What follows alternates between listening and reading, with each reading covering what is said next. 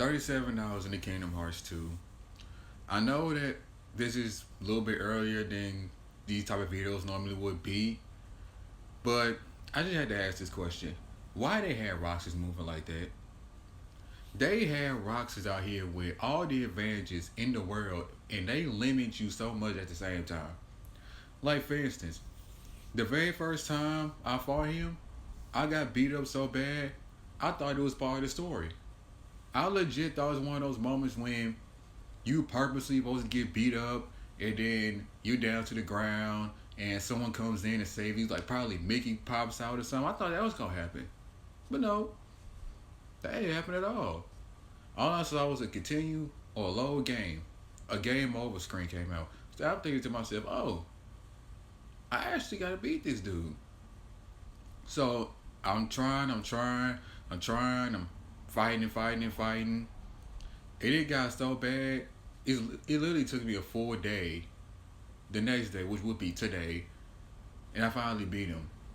Bro, it got so bad, I ended up looking up how to actually beat this dude. And I don't normally do that often. Don't really try to. I would like to experience it myself and try to figure it out on my own.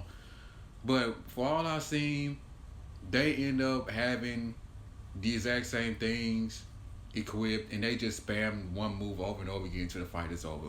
But the problem is, I didn't have these said things, so I had to do all this fighting with random shadows. I got to do all this just to equip this, and I still didn't have a couple other things I'm supposed to. But looks like I didn't really need it, thankfully, because once again, I beat him.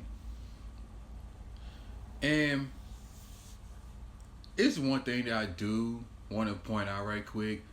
I do love this game still. I do love how challenging it is. I do love the combat system. I already said all this, gameplay, all that. The one thing I will say I don't like about this game is that when you lose, you have to do this like walk of shame. You have to go back to a pretty far spot, walk all the way to the fight, and then once you lose, you gotta walk back pretty far to the fight again, over and over again until you beat them. That's the one thing I will say I don't like about this game.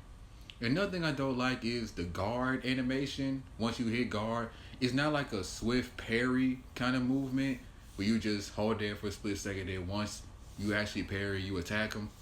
It's kind of like he gets stunned for a second. Like you hit him, then he gets stunned because the impact's so hard, which still leaves a big enough window for the enemy to hit me.